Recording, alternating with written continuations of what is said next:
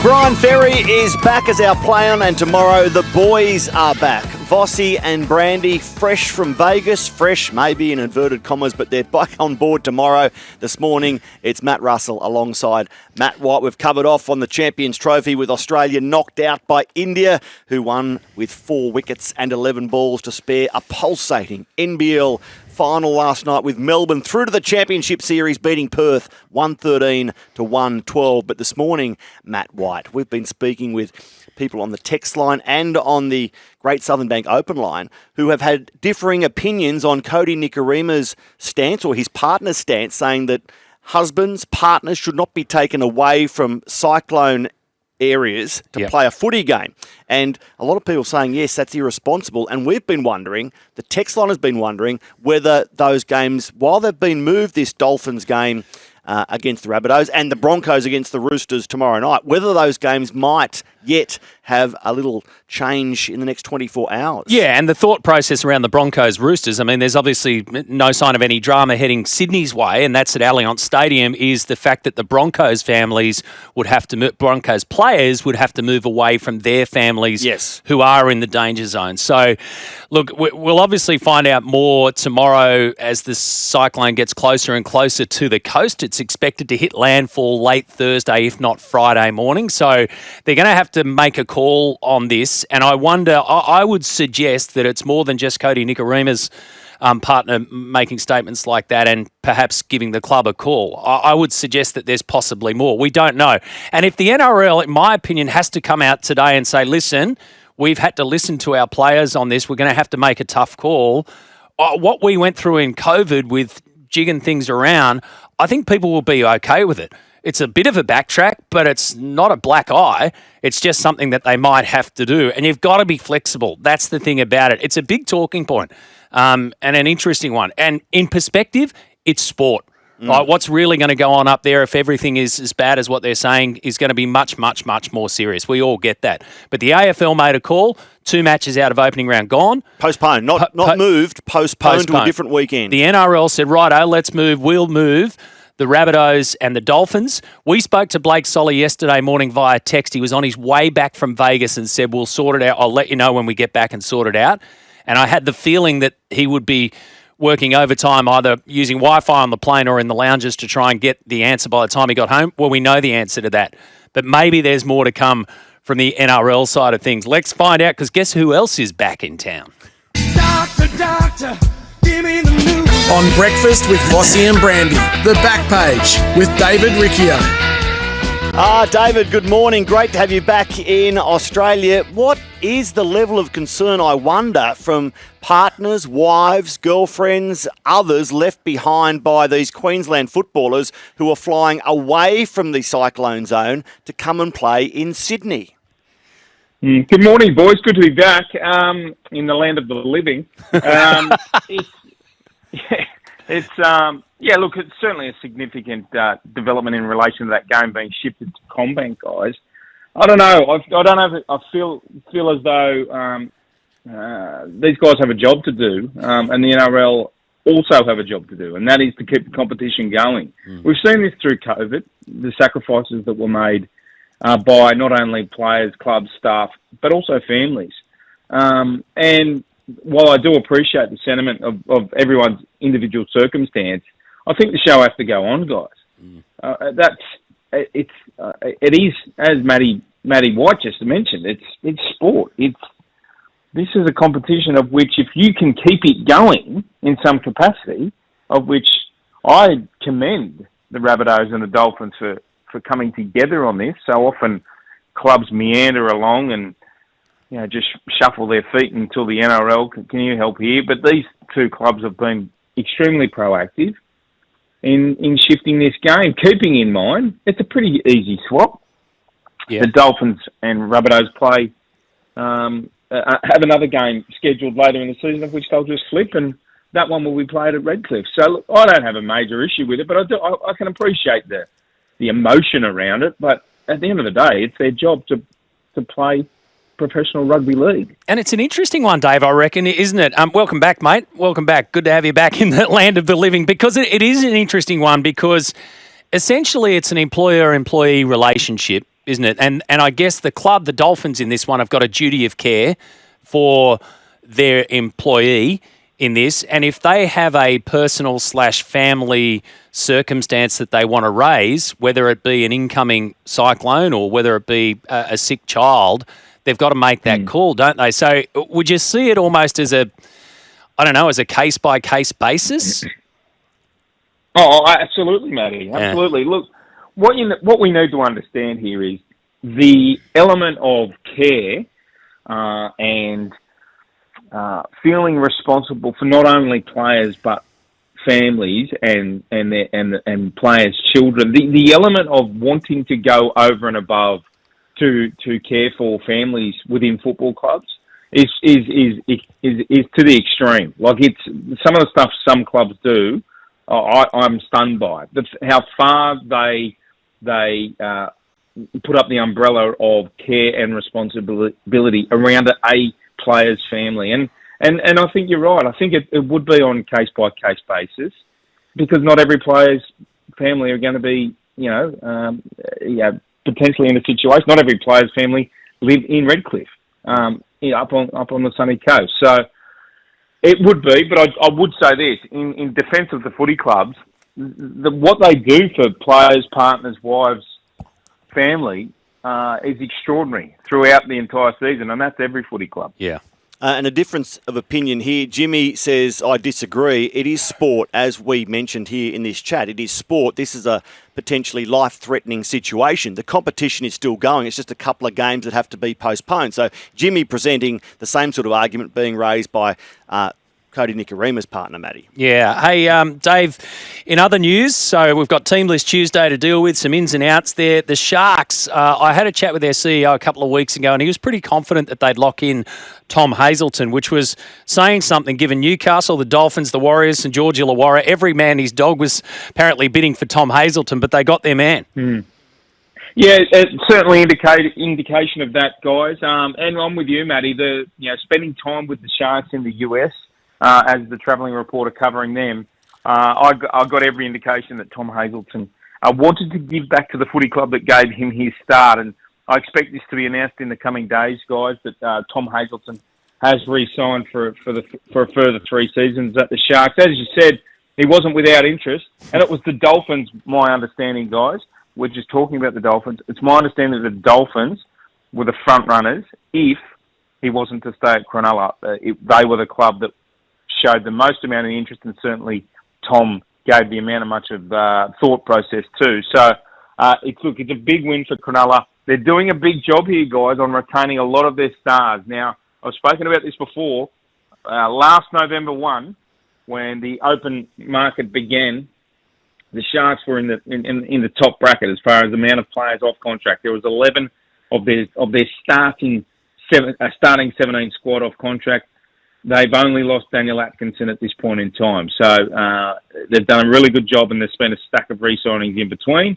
And Tom Hazelton will be one of them. I expect that to be announced in the coming days, guys. Yeah, big man, Tom Hazelton, giving the Sharks a big result. Now, Dave Riccio, when it comes to Teams Tuesday, I'll get to the final game of round 1 to start with, because Storm fans surely celebrating yesterday when the team list came out, and there in the number 1 jersey is Ryan Pappenhausen. On a wing is Xavier Coates. In the halves is Jerome Hughes. Stefano Utoikamanu makes his club debut as the only change to the starting side from last year's grand final. Alternatively, Parramatta fly south, knowing full well what a great record the Storm have in round 1 under Craig Bellamy without Mitch Moses. Now, am I right in thinking that Mitch has a bit of agitation from a screw that was inserted into his foot from a previous injury? Is this something that might delay him for a couple of rounds, or could be an ongoing concern for Mitch Moses? That's what we're led to believe, Matty. And look, I must say, the transparency from Parramatta on this has been pretty poor.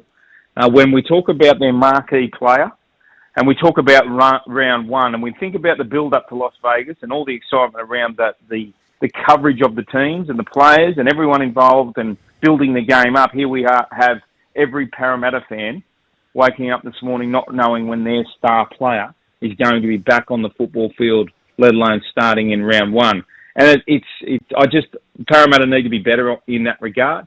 And for when that draw came out, guys, late last year, this season schedule, the one game that every club didn't want was the road trip to Melbourne.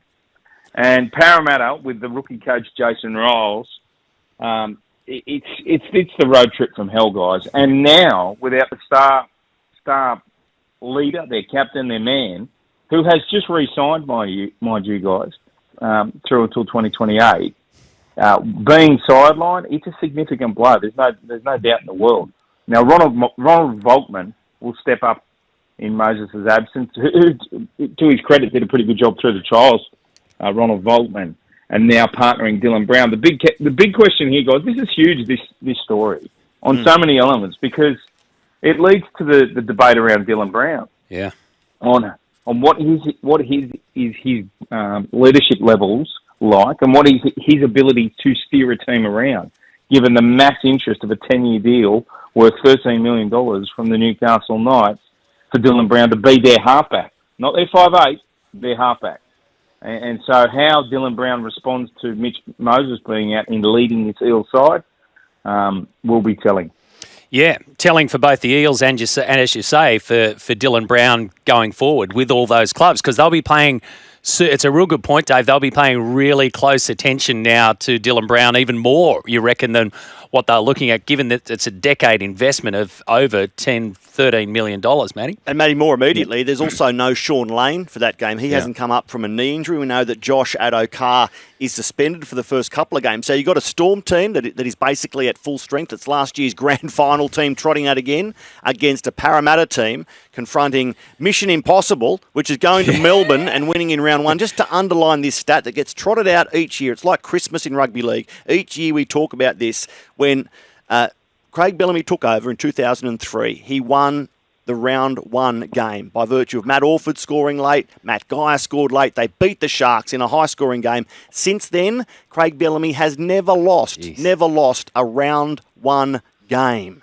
Yeah. It's remarkable. How on earth did I just go Manly my lock? I mean, I know that I think that they're going to win, but you asked me for a lock, and I managed to overlook the Storm. Hey, mate, we saw. So we've seen Michael Maguire's first NRL Brisbane Broncos outfit being named. Some interesting ones on the other side with the Roosters, of course. Chad Townsend in the number 7 jersey. But the interest around Madge's Broncos team, so obviously with no Ezra Mann, Ben Hunt gets the number 6 jersey. So then the question was, righto, who gets number 9? Because that will play in when Mam comes back. Hunt goes to 9. Whoever starts the season at 9 is more than likely to go to 14, and therefore whoever's at 14 at the moment is in a bit of strife. Corey Pakes gets the number 9 jersey. Billy Walters gets the 14. So what happens when Ezra Mam comes back after 9 matches here? Is that the way you think it's going to tumble down? No, Matty, look, these ones are tough because time will tell, won't it? You have injury and suspension to counter for. What it is it's a luxury for Michael Maguire, and it's very much the reason why. When you talk about the jigsaw puzzle of depth, you've just named quality NRL players there, and that is a luxury for Michael Maguire, and reason why so many pundits have the Broncos responding this year to be a premiership force. And look, I've got to say that the selection of Corey Pakes over Billy surprised me. I thought Billy had a decent season last year to get the jump on the 9 jumper. But again, 9 and 14 roles these days, it's more of a like for like. Yeah. You know, Billy will come on and offer an injection of a different style that maybe Madge is looking for.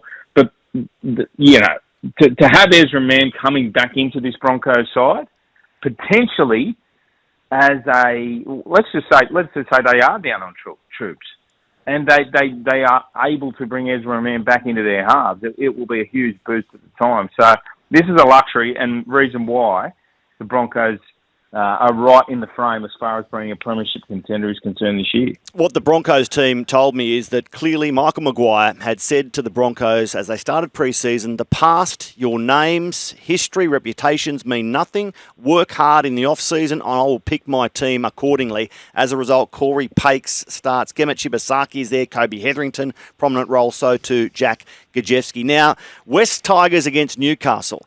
It mightn't have the biggest billing of the games in round one, but I think it's the most intriguing because I look at Luai and Galvin in the halves alongside these club debutants, Sania Taruva, Gerald Skelton, Luai, as I mentioned, Terrell May, Royce Hunt, Jack Bird. We know Fletcher Sharp has been moved into the halves for Newcastle. Matty, do you think you have any idea what's going to happen in that game? No. David Riccio, can you help us out? No. Okay, thanks for joining us. That wraps it up. Guys, fascinating. I can't wait to see this game, honestly. Really looking forward to it. And I say it because we haven't seen Jerome Luai yet. So while all the hype has been around what Luai will bring, there has to be an element of cobwebs. There has to be. Now, he's a champion, right? So I might be left eating my words when he comes out and carves up the Knights. But Galvin, Luai, Cullen De Silva and Heath Mason have never played in an NRL match as a spine together.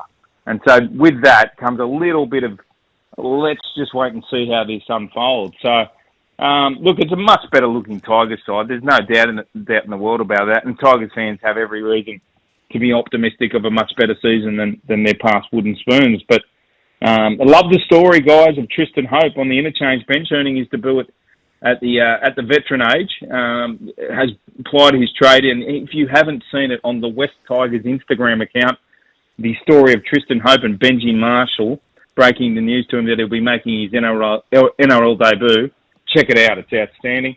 And then the big one for the Knights, guys, is just the future around Jaden Brayley. We see that he's named in the number 14 jumper, overlooked for Phoenix Crossland starting 9.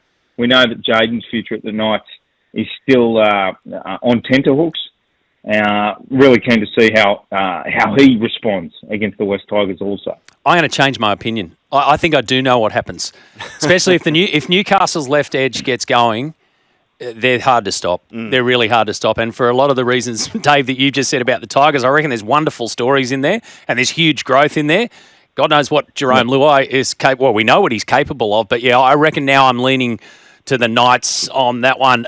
Pretty fascinating stuff. As you mentioned, there's a heck of a lot of rugby league news around, so you've come straight back into it as per usual. Dave, thanks for that, mate. Great to catch up.